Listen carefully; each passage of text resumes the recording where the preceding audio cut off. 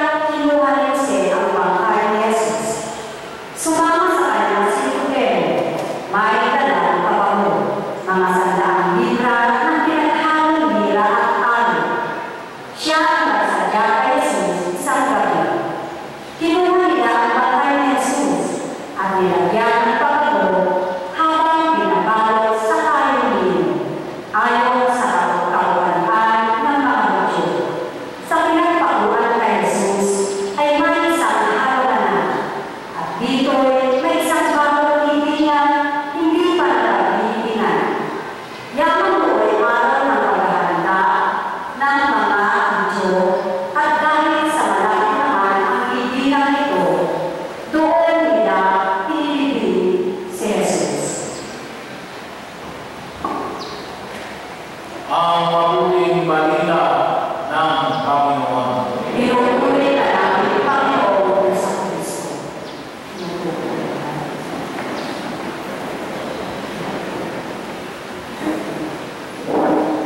Magandang hapon po sa inyo lahat. Magandang hapon po.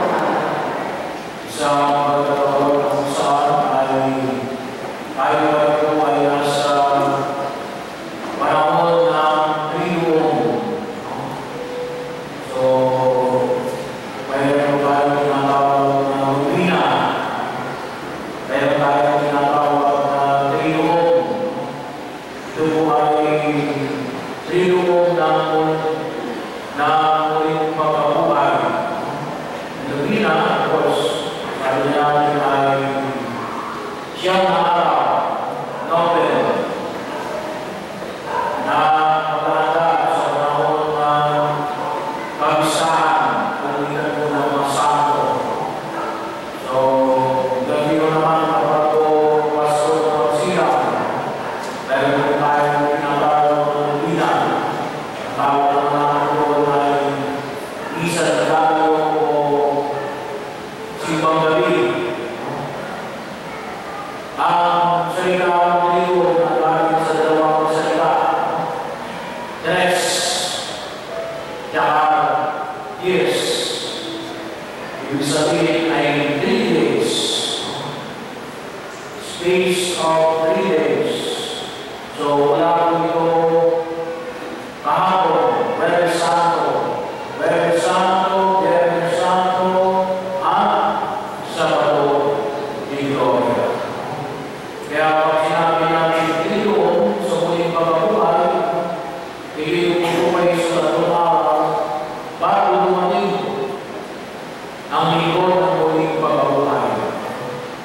May mga ibang tayong mga pagdiriwang na kumisa sinasabi na lang Triduum, hindi, sabihin nyo sa araw ng kapistahan.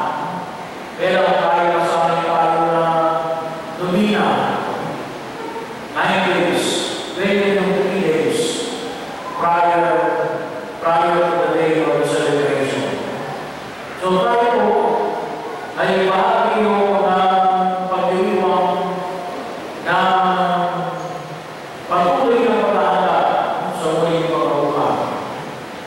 So nakakatawi na at ito yung panahon kung saan sa araw na ito ay ibinako sa krus si Jesus. Yung ating mga kabataan ay nag-present kanina bilang bahagi ng pagkasadula na ang pagpapako sa krus si Jesus. Ang laman ng krus na kung saan ay humambong sa kanyang kamatayan. Kung nagalagay dito matatapos na ang ito ay isang paghahanda sa muling pagkabuhay. Pero bahagi yun ng ating paghinay ngayon, sabi ko nga ay bahagi yun na mabigyan natin na hindi ng pagkataon na nais na ipahayag ni Jesus yung pamamaraan ng pagkikitas niya sa atin sa pamamagitan ng pagkahandog niya ng kanyang sarili sa krus. Ito yung pamamaraan na ginamit ng Diyos. Ang kanyang pagbibigay ng kanyang sarili sa krus. Kaya kung mamaya bahagi ng ating pagdiriwang ay yung pagdaling namin doon sa krus. Pagdaling namin doon sa krus. Na mapaalala ko sa atin that Christ without the cross is an illusion. Christ with cross is salvation. Ang Kristong walang krus ay isang ilusyon. Hindi yung depende na ang ating yan wala ang tagapagligtas ay walang krus. Kasi hindi yung daan na kanyang ginahalo para sa atin. Kaya nga sabi ko nga, bahagi ng panyaya namin ngayon, panyaya lang naman na may Biyernes Santo,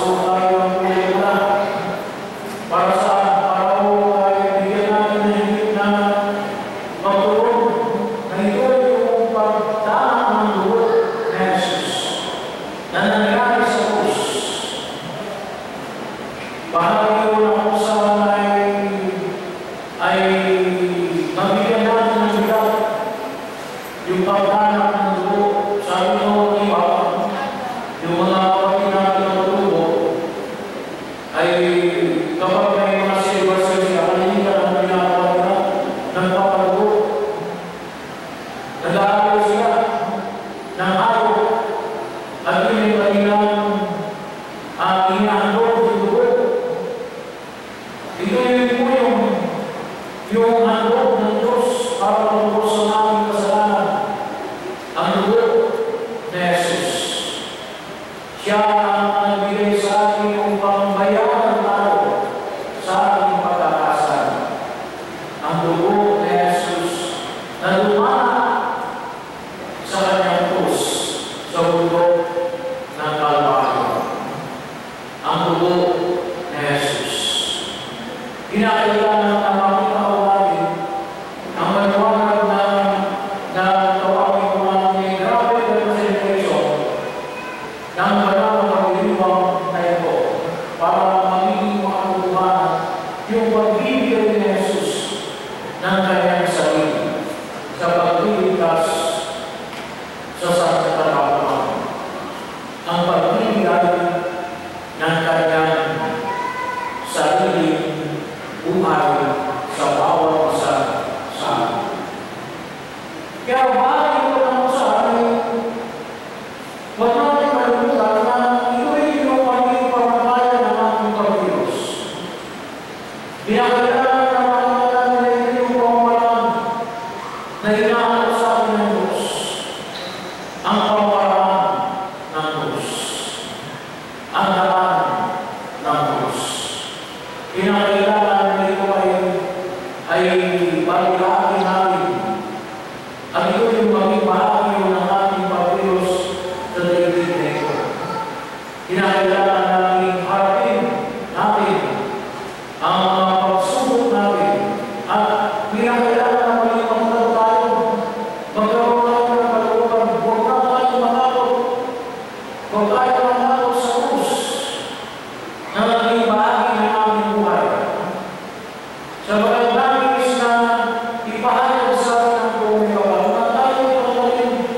Sabi na, ano ba ang maibigay ng aming pananampalataya sa buhay namin sa daigdig na ito? Bakit tayo ay mamaya ay gulubot? Dadalaman sa krus, naanan namin yung krus para magbigay sa atin ang katandaan na kung paano natin halikan yung krus na Jesus ay magkaroon tayo ng lakas na harapin yung hirap na maaaring dinaranas namin sa daigdig na ito. Magkaroon tayo ng katandaan na kahit anong mangyari ay patuloy tayo ng buo sa panawagan ng ating Panginoong Jesucristo. Patuloy tayo ng buo ng pagkulihan. Patuloy natin ipakita kung ano yung tunay na pagsunod natin sa turo ng ating Panginoong Jesucristo. Sapagkat mananampalataya naman sa Diyos sa hindi dahil nasa ng Diyos. Hindi na hulog sa dinamika kung isa din na namin sasabi parang bakit ako kaya nakalapit sa Diyos. Lalo akong sinusubukan ng Diyos. Siguro po yung aking pagkaunawa, pero bumabalik ka rin mo. Kung sakali kong lumayo kayo sa Diyos, hindi nyo daranasan yung paghihirap na dinaranas nyo. Maaari pa rin daranasan nyo. Pero maaari ka may bibili ng pananampalataya. Patatanin kayo. Patatanin kayo. Kaya kung masalamat kayo, kung sakaling dumating yung problema sa inyo, ay kayo maraming sa Diyos. Kasi kung kayo ay dumating sa pagkakataon na dumating yung mamibigyan ng problema ninyo at maraming kayo sa Diyos, baka sumuko na kayo. Baka hindi na kayo tumagal. Baka tumayo na kayo. Baka nag-quit na kayo. Baka wala na kayo sa daigdig na ito. At ito yung bahagi na namin pananampalataya.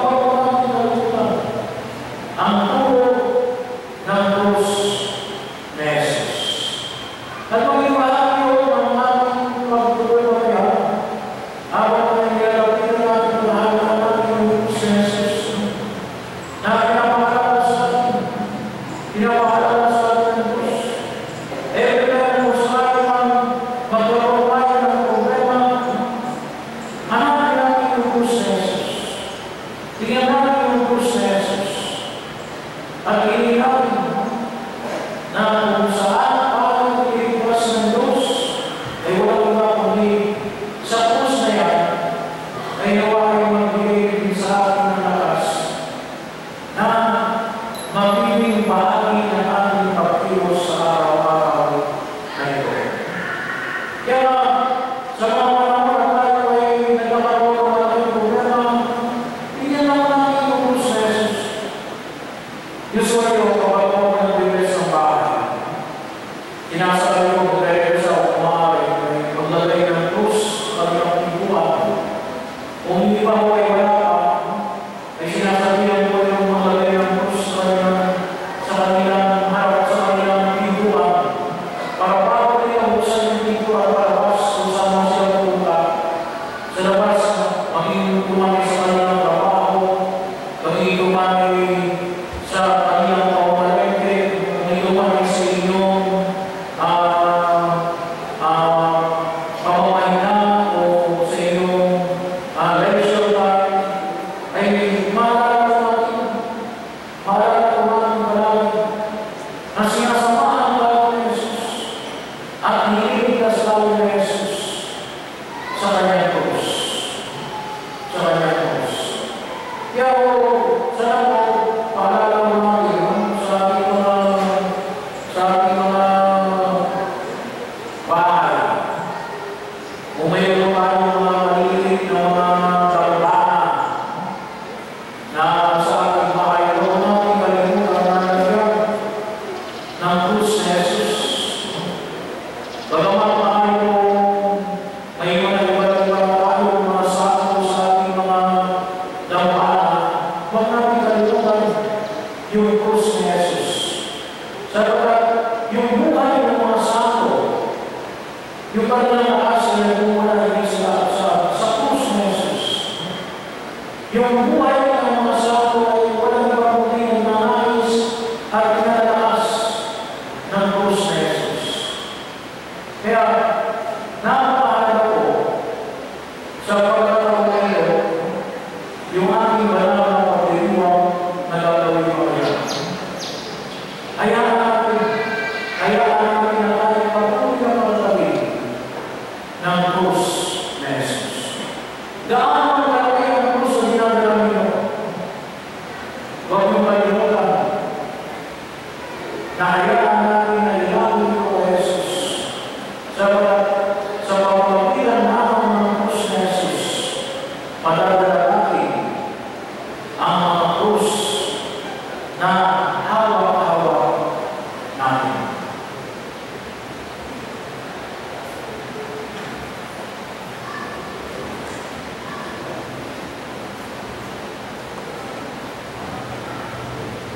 Tumayo na po ang lahat.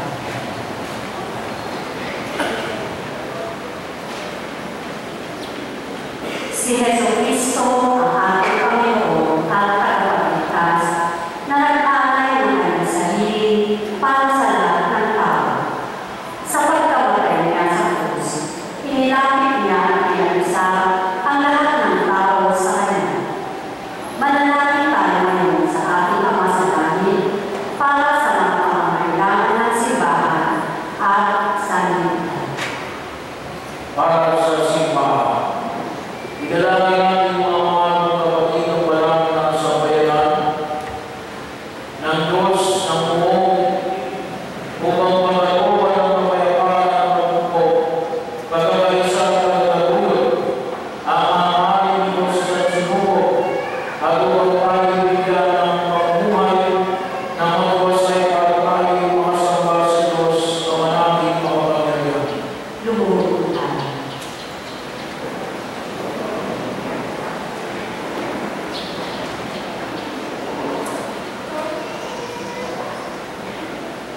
Ama namin makapangyarihan, sa katauhan ng anak mong si Kristo, pinahayag mo ang iyong katatilaan sa lahat ng mga tao,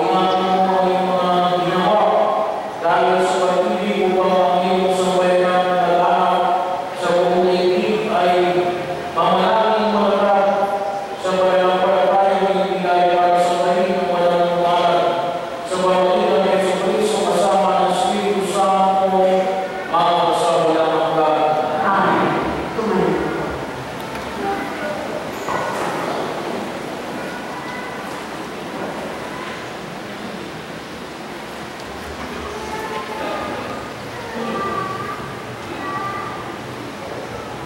Para sa Papa, idinamay natin ang ating banal na Papa na si Francisco, tinigilan ng Diyos sa hanay ng mga kapatasiwa upang kanyang bigyan ng kalusugan at mahabang buhay para sa kapanan ng kanyang banal na sambayanan, hindi pinagkatiwala para pag-iwala. Lumuhod po ang lahat.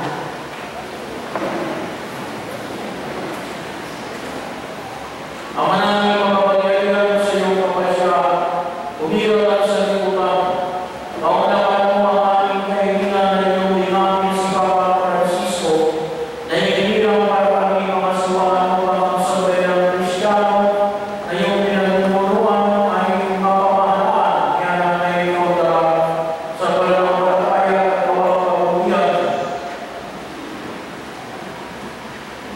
Iyong inaasahan sa pamamagitan ng Jesucristo kasama ng Espiritu Santo, magpasawalang hanggan.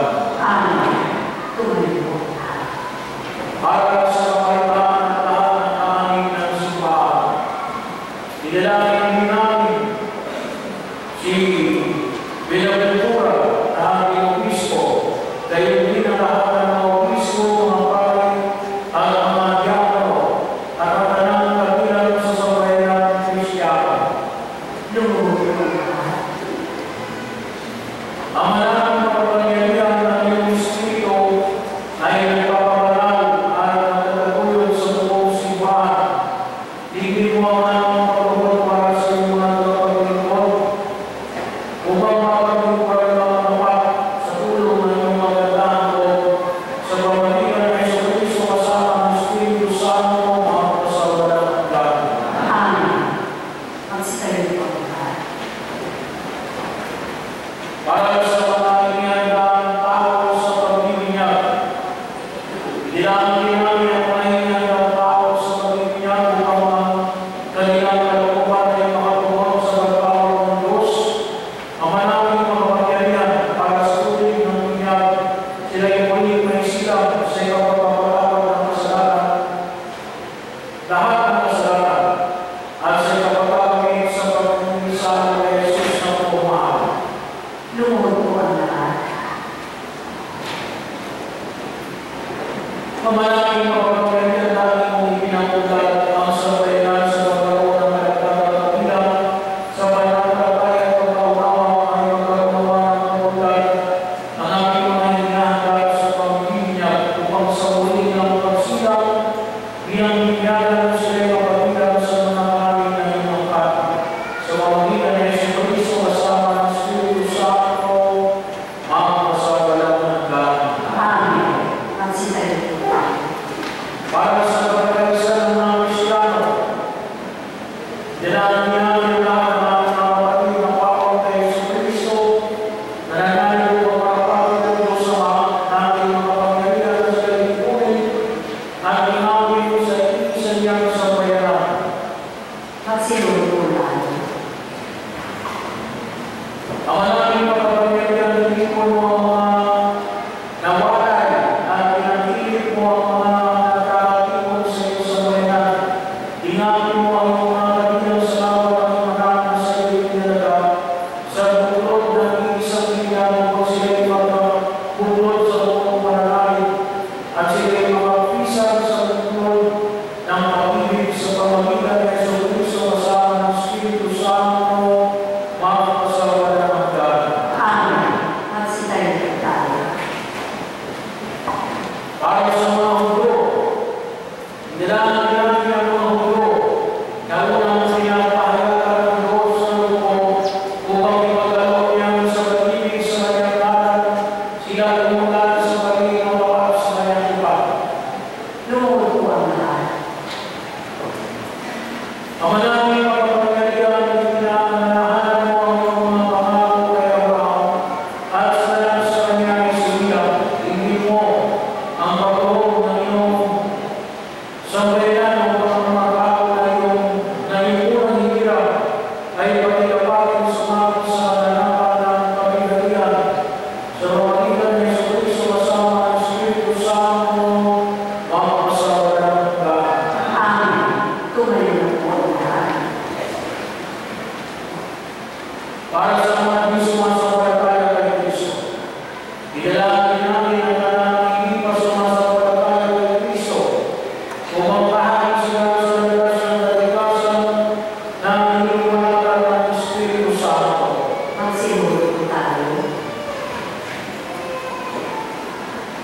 Ama namin mapapayag gawin mo ang mga hindi pa nangaling sa iyo na ay makatupad sa katotohanan sa pamumuhay ng wagas at kami sa pag-ibig mo ay lalong unad sa pagpapasakit sa tanan sa iyong mahanap ay maging mga saksi mapapaniwalaan ng iyong dakilang pag-ibig sa sanlibutan sa pamamagitan ng Jesucristo kasama ng Espiritu Santo, makapasama ng hanggan. Amen. Magsigayon po tayo. Para sa mga hindi pa sumasampalataya sa Diyos,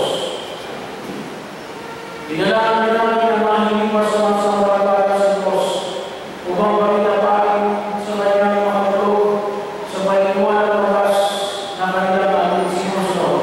Magsimula po lahat. Ama namin ang mapapagalitan ng ikaw ang lahat ng mga tao upang tayo namin at pagkakagawa kay Masiyang Karamali, ipagkaloob tayo ay mga di kanalis-nalis na malalim, mapalatan na rin ang tanan ng mga pahiwatig ng iyong pag-ibig at matanggap nila ang mga gawang kabutihan ng mga sumasampalataya ng awit-awit na nagtibayan ng ikaw ang Diyos sa totoo at ang mga aming pinagdadalinan. Sa pamamagitan ng Jesucristo kasama ng Espiritu Santo, makapagpasawalang hanggan. Amen. Tumayo po tayo. Para sa mga